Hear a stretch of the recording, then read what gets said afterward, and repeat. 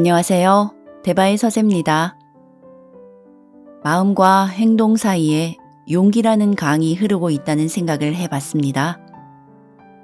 세상엔 마음이 순하고 착한 사람들이 많지만 내 손에 쥔 것이 너무 초라하다는 생각에 선뜻 무언가를 내어놓기가 어려운 것 같습니다. 그래서인지 주변을 위해 망설임 없이 자신을 낮추는 이들을 보면 감동을 넘어서 경외감을 느낄 때가 참 많습니다. 오늘 소개해드릴 책의 저자가 바로 그런 사람입니다.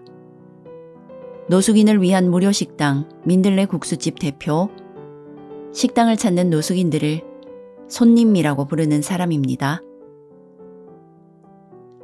서영남님은 25년간 수사로 살았습니다. 1995년부터 전국 교도소로 다니면서 장기수들을 만났고 천주교 서울대교구 교정사목위원회에 파견돼서 출소자의 집인 평화의 집에서 형제들과 함께 살기도 했는데요. 그러다가 소외되고 가난한 이들과 함께 살기 위해서 2000년에 수도복을 벗었다고 합니다. 환속 후에 겨자씨의 집을 만들어서 출소자들과 지냈고 2003년 4월 1일에 민들레 국수집을 열었습니다. 민들레 국수집이 자리 잡고 있는 인천 화수동 고개는 나눔의 홀씨가 퍼져 민들레 마을을 이루고 있습니다. 민들레의 집 식구들이 30명이 넘고 민들레 꿈 공부방, 민들레 꿈 어린이 밥집, 민들레 책들레 어린이 도서관, 민들레 희망센터, 민들레 진료소, 민들레 가게를 운영 중입니다. 2014년에는 필리핀의 나보타스, 말라본, 칼로오칸 세 곳에 필리핀 민들레 국수집을 열었습니다. 지금도 민들레 국수집은 여전히 같은 자리에서 사랑의 홀씨를 퍼뜨리고 있습니다. 민들레 국수집 주인장 서영남님의 하루하루가 기적입니다. 이강훈님의 사진으로 꾸몄고 2016년 샘터에서 펴냈습니다. 이웃이 너무도 사랑스럽게 보여서 자기의 귀한 모든 것을 내어주고도 더 못 줘서 안타까울 때, 그때 우리는 지상에서 천국을 살게 될 것입니다.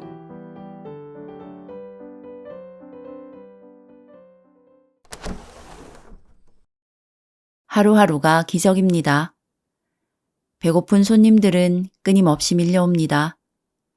온종일 밥하고 국을 끓이고 반찬을 만들고 설거지를 합니다. 밀린 수도료와 전기료, 도시가스료를 생각해 봅니다. 방세는 어떻게 마련할지 방법이 없습니다. 오늘 하루를 버티기가 참으로 어렵다고 생각하면서 국수집에 옵니다. 그 사이 물가가 너무 올랐습니다.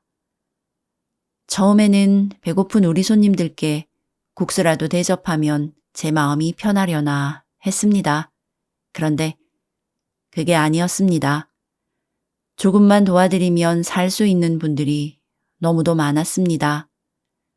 푼돈을 아껴서 몇십만 원이라도 모으면 민들레 식구를 한 분씩 모셨습니다. 단칸방 하나 얻어서 한 분씩 노숙을 그만할 수 있도록 조금 도와드렸습니다. 이제는 주변에 민들레 식구들이 30명도 넘습니다. 민들레 국수집을 찾아오시는 손님들은 줄을 서지 않습니다. 줄을 서는 것도 일종의 경쟁입니다. 무한 경쟁 사회에서 노력을 했지만 결국 밀려나 여기까지 왔는데 밥 먹는 것마저 줄 세우며 경쟁하게 한다는 것은 너무 마음 아픈 일입니다. 민들레 국수집에서는 먼저 줄을 선 사람이 아니라 더 배고프고 약한 사람이 먼저 먹습니다. 노숙하시는 분들이나 우리 사회의 가난한 사람들, 사회적인 약자들은 모두 세상의 줄에서 가장 맨 끝에 있는 이들입니다. 줄서기 경쟁에서 밀려 뒤로 처진 이들입니다. 너무 착해서, 너무 욕심이 없어서 줄서기 경쟁에서 밀려 밥 한 그릇 마음껏 드실 수 없는 손님들을 대접하는 곳에서 또다시 줄을 세워 경쟁에서 이긴 사람부터 식사하게 해드린다는 것은 옳지 않기 때문입니다. 약한 이들을 먼저 배려해드리면 믿기 어려운 놀라운 일들이 벌어집니다. 더 배고픈 분들과 꼴찌인 분들이 먼저 식사를 하시면서 밖에서 기다리는 분들을 성의껏 배려하는 착한 모습을 볼 수 있습니다. 좀 더 맛있는 반찬은 남겨두고 기다리는 분들을 위해 좀 더 빨리 드십니다. 2003년 만우절에 민들레 국수집은 문을 열었습니다. 돈을 받지 않고 나누기만 하는데도 거짓말처럼 13년의 세월이 흘렀습니다. 가난한 사람들은 작은 것에 행복해 합니다. 눈치 보지 않고 밥 한 그릇 먹을 수 있으면 행복해 합니다. 바라는 것은 겨우 밥 한 그릇 뿐입니다. 다만 차이라고는 먹어가 아니라 드세요의 차이입니다. 이 작은 차이가 우리 VIP 손님들께는 희망의 씨앗이 됩니다. 약육강식의 정글 같은 세상에서 밀려나 거리를 헤매는 이들에게 또다시 경쟁에서 이기는 법을 가르쳐서는 절대로 자활이 되지 않습니다. 1등만이 살 수 있는 세상에서 밀려난 사람들에게 참으로 필요한 것은 가족과 이웃과 친척, 따뜻한 공동체의 체험입니다. 남이 나처럼 귀한 사람이라는 것을 체험할 때 이들에게 새로운 삶이 시작될 수 있습니다. 어려운 이웃을 도울 때 우리는 자신이 전지전능한 하느님이라 착각하기가 참 쉽습니다. 하느님 자리를 우리가 넘보면 안 됩니다. 또 나 자신은 몸으로 존재하기에 제한적일 수밖에 없습니다. 제한적이기에 먼저 내 주위의 어려운 이웃을 잘 살펴보고 사랑을 즉시 실천하면 좋습니다. 내가 상대를 바꾸려 들면 안 됩니다. 스스로 변화할 수 있도록 보조성의 원리를 지켜야 합니다.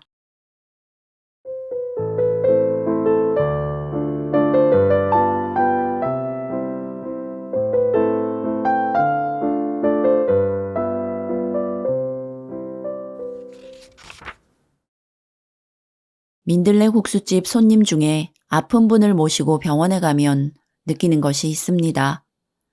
입원 수속을 밟을 때 직원이 물어봅니다. 환자분과는 무슨 관계예요? 아무 관계가 아닌데요.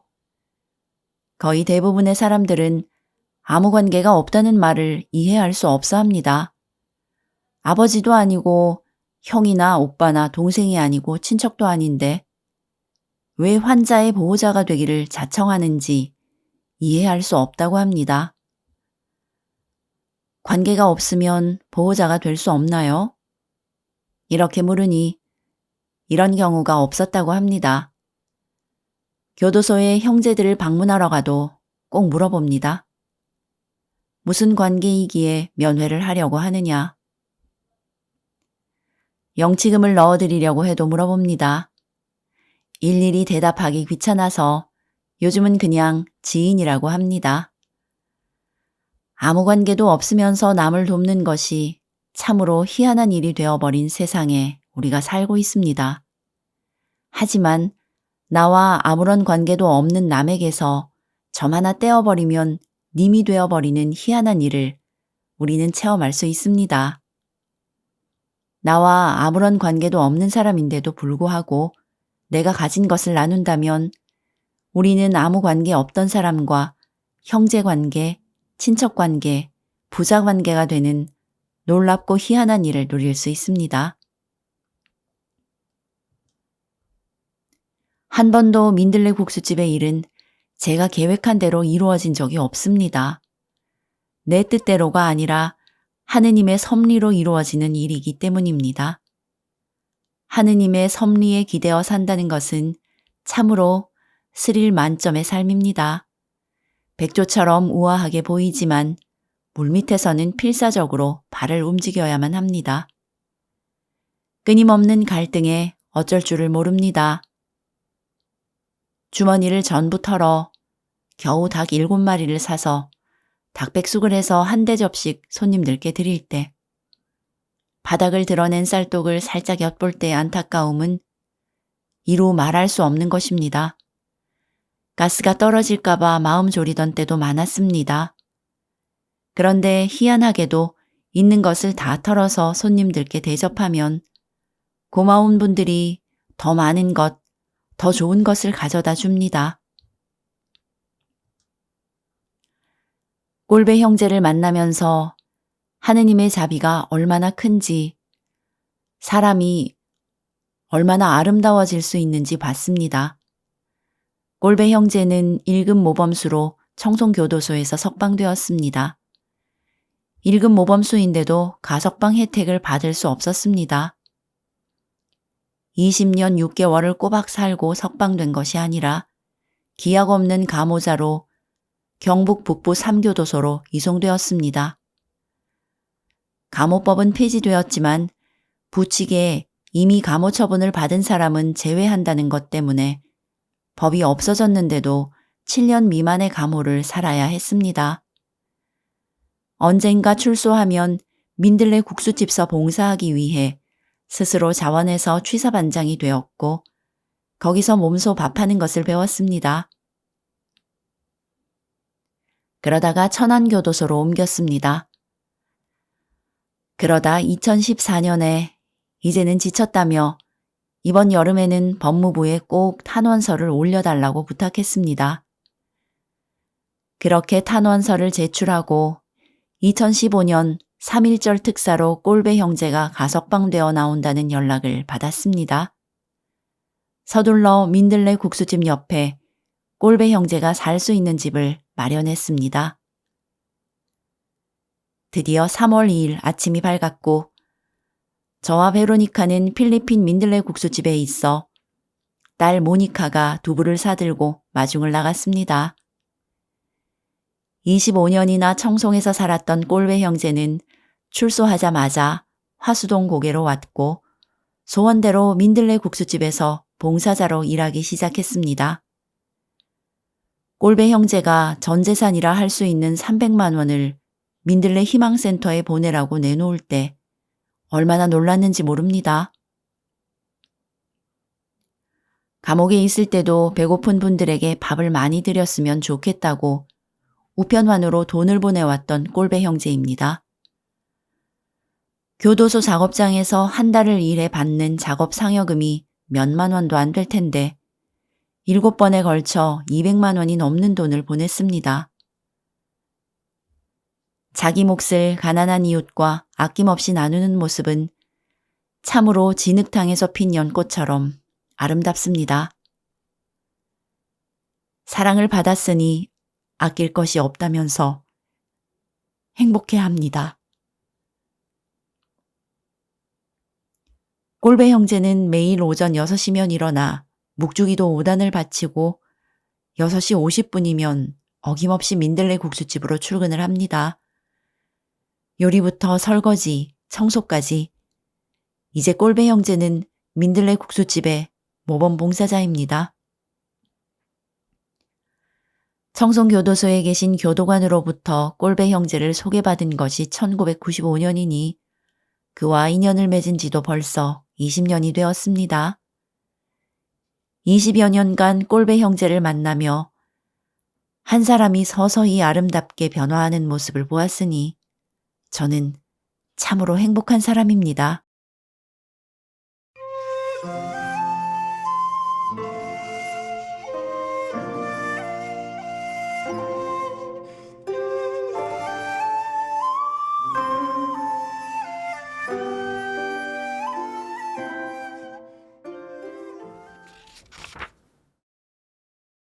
손님들에게 기도하라고 잔소리하지 않기로 했습니다. 잘 살라고 잔소리하지 않기로 했습니다. 민들레 국수집이 돈이 모자라서 문을 닫는 경우가 있더라도 하지 않을 것들을 다짐했습니다. 첫째로 정부 지원을 받지 않는 것입니다. 둘째로 예산을 얻기 위해서 프로그램 공모를 하지 않는 것입니다. 셋째로 부자들의 생색내는 돈은 받지 않는 것입니다. 그리고 넷째로 후원금을 확보하기 위해 후원회 조직을 하지 않는 것입니다. 다만 착한 사람들의 후원은 기꺼이 받을 것입니다. 개인의 자발적인 나눔이야말로 사람을 살리게 하는 힘이기 때문입니다. 그렇게 하고도 모자라면 저의 주머니를 모두 털어야 합니다. 그럼에도 불구하고 만약에 돈이 없어서 문을 닫아야 한다면 민들레 국수집이 세상에 도움이 되는 일이 아니기 때문에 문을 닫고 다른 일을 찾아볼 것입니다. 민들레 국수집에서 지내다 보면 바보들을 참 많이 만납니다. 제가 존경하는 자원봉사자 자매님이 계십니다. 지하상가에서 조그만 의류 가게를 운영하십니다. 겨우 한 달에 2번 가게를 쉬는데도 그날은 민들레 국수집을 찾아오십니다. 바보처럼 가장 굳은 일을 찾아서 하십니다.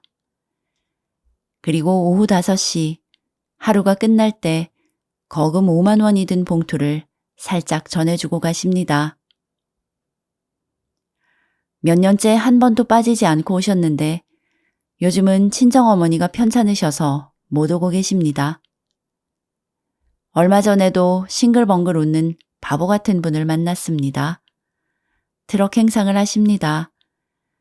조그만 트럭을 몰고 골목골목 다니시면서 두부도 팔고 어묵도 팝니다. 제가 처음 뵌 때가 2003년 민들레 국수집을 시작할 때였습니다. 그러니까 트럭 행상을 하신 지 10년도 넘었습니다. 바보처럼 장사를 하시기에 평생 트럭 행상을 하시는 것 같습니다. 어제도 민들레 국수집에 두부를 선물해 주셨습니다. 장사 개시도 하기 전에 따끈따끈한 두부를 2판이나 주셨습니다. 바보가 아니라면 분명 장사 끝난 다음에 안 팔려서 남은 두부를 주셔야 할 텐데 장사 개시도 하기 전에 제일 좋은 두부를 선물해 주시니 부자가 되기는 영 글렀습니다. 또 바보 같은 분이 계십니다. 부평에 사시는 봉사자십니다. 주일날 외에는 아침 일찍 민들레 국수집에 출근하셔서 저녁까지 자원봉사를 하십니다. 연세가 70이 넘으셨습니다. 손님들이 편안하게 식사하실 수 있도록 지극정성으로 식탁 봉사를 하십니다.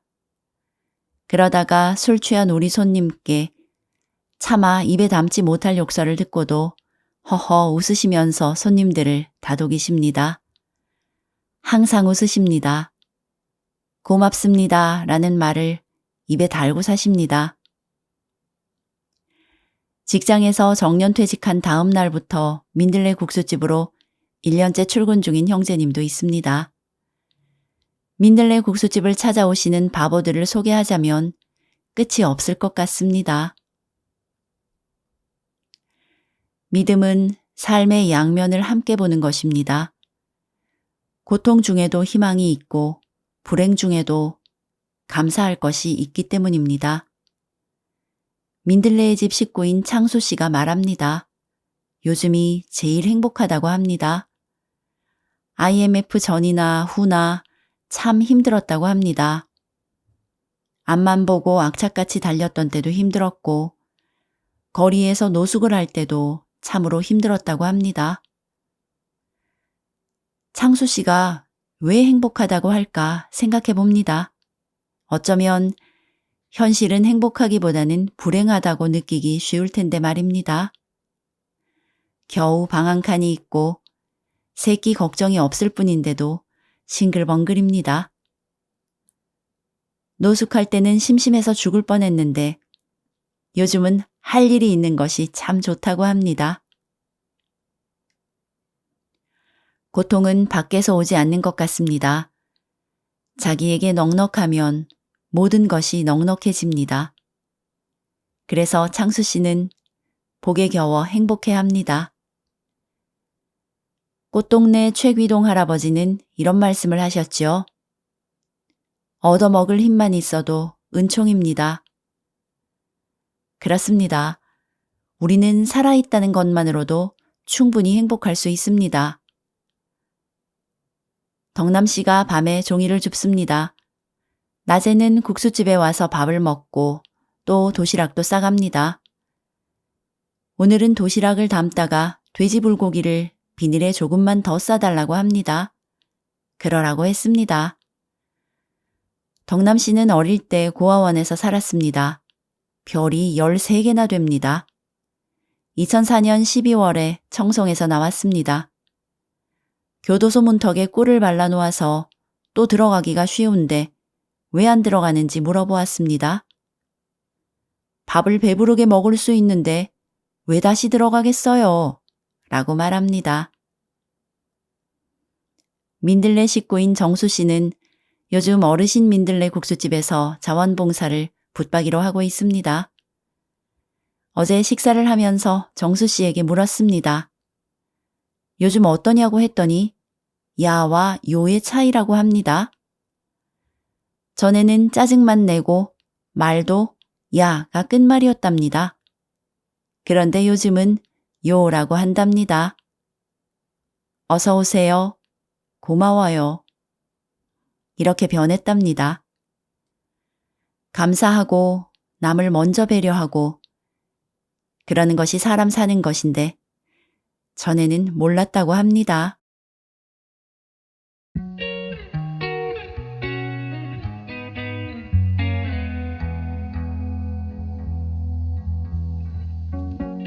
참으로 우리가 사는 세상에는 삶이 고달픈 이들이 너무도 많습니다.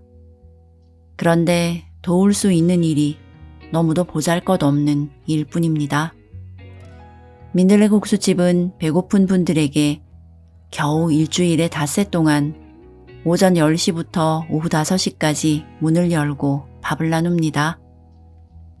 가난한 이들과 조금씩 나누면서 더불어 사는 것, 같이 배고픔을 나누면서 사는 것일 뿐입니다. 밥이 지겨우니 이제 국수 좀 주세요 하는 날까지 민들레 국수집이 있을 것입니다.